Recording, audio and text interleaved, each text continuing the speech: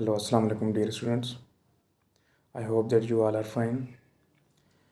My dear students, today we are going to start our lecture with respect of parts of speech, and inshallah we will discuss all the kinds of parts of speech and their kinds and their parts in different lectures. But today we will discuss about the noun. जैसे कि आपको पता है कि जब भी हम किसी से बात करते हैं तो हम मुख्तलिफ़ किस्म के वर्ड्स यूज़ करते हैं। ये जो मुख्तलिफ़ किस्म के वर्ड्स, जो मुख्तलिफ़ किस्म के अल्फाज हम यूज़ कर रहे हैं, ये किसी ना किसी पार्ट्स ऑफ स्पीच से जो है इनकी कोई ना कोई रिलेशन ज़रूर है। जब हम इनको डीपली स्टडी करेंगे तो हमें पता चलेगा कि ये जो अल्फाज हम इस्तेमाल कर रहे हैं किसी भी लैंग्वेज में, तो वो पार्ट्स ऑफ स्पीच के किस इकसाम की जो है वो वहाँ से लिया गया। तो बेसिकली पार्ट्स ऑफ स्पीच के 8 काइंड्स हैं: noun, pronoun, adjective, verb, adverb, preposition, conjunction and interjection. There are 8 parts of speech which we use commonly in our daily routine when we communicate with each other, when we communicate in our class, when we communicate with any person. Though such communication may be by verbal, though it may be in written, though it may be in any kind, means when we send our message, when we transfer our communication to another person, we use words, and these all words belong to any part of the parts of speech. For example, if I say that I read a newspaper, now I have used I read a newspaper. So if we find the word I in the grammar, we will come to know that it is also a part of a pronoun. And thereafter, read, its verb, which is also parts of speech. So means whatever we write, whatever we speak in our daily life, these all words are taken from the parts of speech. Parts of speech का सबसे पहला जो किस्म है, जो kind है, वो है नाउन। नाउन 2 इकसाम के हो सकते हैं, मतलब एक काउंटेबल नाउन और सेकंड नॉन काउंटेबल नाउन या अनकाउंटेबल नाउन भी हम इसे कहते हैं। ऐसे नाउन जिनकी गिनती हो सके, जिस चीज़ को हम गिन सकें, उनको हम काउंटेबल नाउन कहते हैं। और नॉन काउंटेबल नाउन हम उन्हें कहते हैं जिनकी गिनती ना हो सके, जिसे हम गिन ना सकें, तो उसे हम अनकाउंटेबल नाउन कहते हैं। फॉर एग्जांपल, अगर मैं कहूँ पेन्स, PENS, जो भी नाउन्स जिसे हम गिन सकें, for example books, boys, countries, cities, these all things are noun that can be easily counted. जिन्हें हम काउंट कर सकते हैं, उसे नाउन कहते हैं। अच्छा, सबसे पहले मैं आपको ये बताऊं नाउन है क्या। तो noun means a name. Noun means either the name of a person, either the name of place, either the name of thing, or either the name of identification is called a noun. जिस चीज़ की पहचान हो वो noun है। जो feelings हैं हमारे, वो भी नाउन है। जिसे हम टच ना कर सकें, सिर्फ और सिर्फ फील कर सकें, वो भी हमारे जो है नाउन, उसे हम कह सकते हैं। अब जो काउंटेबल नाउन्स हैं, they are the name of something that can be counted.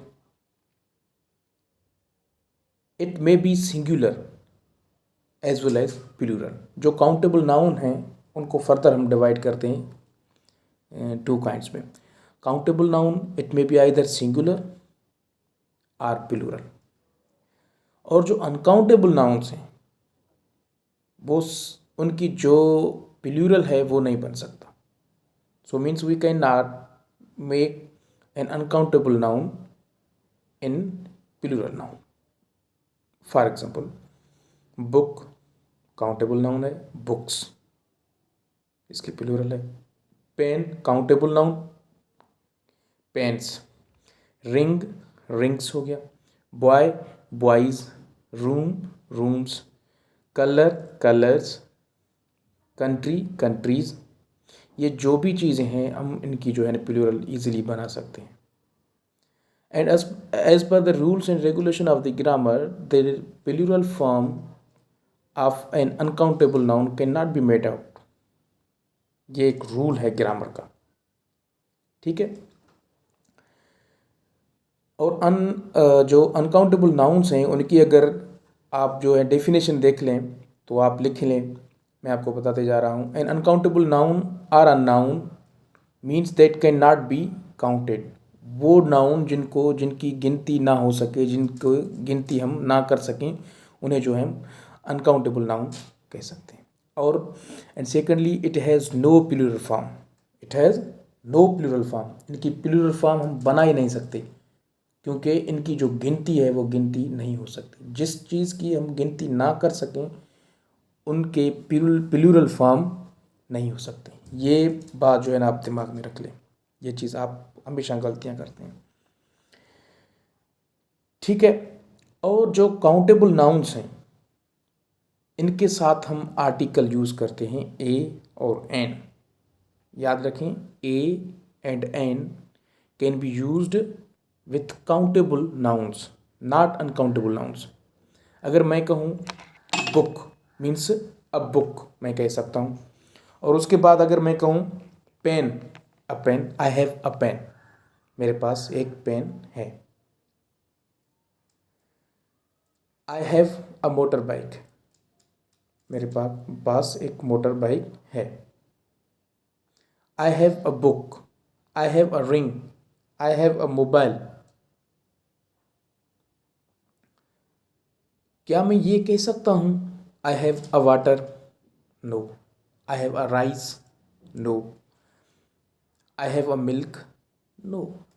I cannot say because the word milk, the word water and the word rice, these are uncountable nouns. Uncountable nouns जिनकी गिनती ना हो सके. एक बात, the uncountable nouns, the nouns which has no plural form. And thirdly, the uncountable nouns which do not take article a or n. जिसके साथ हम ए और एन इस्तेमाल ना कर सकें वो भी हमारे अनकाउंटेबल नाउन्स हैं. क्योंकि ए और एन जो हैं उनकी अगर हम लिटरली मीनिंग देखें तो ए और एन मीन्स एक चीज़. और जब हम मिल्क या वाटर की बात कर रहे हैं तो वाटर और milk, we can not count the water, we can not count the milk. फिर इसके आगे हम चलकर पढ़ेंगे कि अगर हम वाटर और मिल्क को किसी यूनिट में लाकर उनको जो है ना उनकी जो मेजरमेंट है उसको अगर हम बताएं तो फिर हम ए और एन एज पर यूसेज इस्तेमाल कर सकते हैं. Otherwise a and an can not be use with uncountable noun. They are only use with countable nouns, the nouns which are easily counted. उसके बाद जो कुछ हमारे नाउन्स हैं हम उनके साथ ए और एन इस्तेमाल नहीं करते. Though they are countable nouns but they can not be used with an article. For example अगर मैं कहूँ फर्नीचर, अब फर्नीचर नहीं होगा. इंफॉर्मेशन, मनी, एडवाइस, इन अल्फाज के साथ हम ए और एन इस्तेमाल नहीं कर सकते.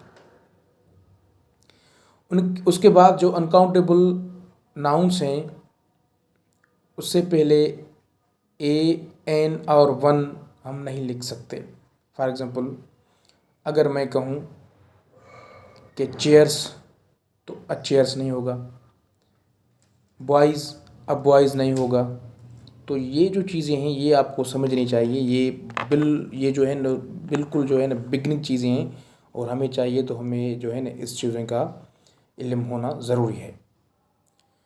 तो मगर हाँ, और ये एक बात ज़रूर याद रखें, जैसे कि मैंने आपको बताया कि अनकाउंटेबल जो नाउन्स हैं उनके साथ ए और एन हम इस्तेमाल नहीं कर सकते।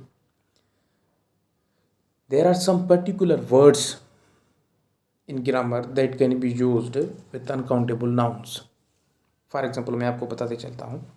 For example some, much, little, a large amount of, a lot of, a plenty of, a good, great deal of, all, any, enough. ये जो अल्फाज हैं ये हम अनकाउंटेबल नाउन के साथ इस्तेमाल कर सकते हैं। फॉर एग्जांपल अगर मैं आपको कहूँ कि फर्नीचर, तो मैं आपको कह सकता हूँ furniture means some furniture. I bought some furniture from the market yesterday. I bought some furniture. I bought a furniture नहीं होगा, ये याद रखें। उसके बाद information, some information, much information, a lot of information, a piece of information. ये जो है हम ये जो पर्टिकुलर लफ्ज़ हैं, अल्फाज हैं, ये हम इस्तेमाल कर सकते हैं। उसके बाद एडवाइस, एक होता है एडवाइस और एक होता है एडवाइस। ADVISE, advice. ये जो है ये वर्ब है, इसकी अगर जो हम मीनिंग देखें तो मतलब मशवरा देना। और जो एडवाइस है ADVICE, ये नाउन है, मीन्स सजेशन, एक मशवरा। इसके साथ हम अ एडवाइस और एन एडवाइस इस्तेमाल नहीं करेंगे। हम यहीं पे कहेंगे some advice, a lot of advice, plenty of advice. So mean there are some particular words for uncountable nouns which are fixed to be used with these all words according to the circumstances and according to the usage of sentence. Why we are studying these things here in this lecture, a, n and other things, and countable and uncountable nouns? Because when we talk to someone, actually we are trying to transfer our message, our communication to some person who is talking with us. अगर हम गलत भी बात करें तो वो जो अगला बंदा है वो समझ जाएगा, वो अगला बंदा समझ जाएगा। अगर मैं कहूँ आई ड्रिंक टी, सेंटेंस तो हो गया I drink tea. I take water, sentence हो गया। आई ड्राइव मोटरसाइकिल, ये भी सेंटेंस हो गया। मगर जब हम करेक्ट इंग्लिश में बात करेंगे, करेक्ट ज़बान इस्तेमाल करेंगे, जो अगला बंदा है वो सेटिस्फाई होगा, उनको हमसे बात करने में मज़ा आएगा। Because we have studied from the very first day that grammar is the name of rules and regulations. There are some specific rules and regulation in grammar. The certain rules and regulation, they help us in making the correct sentence. They help us in speaking the correct and authentic language to someone.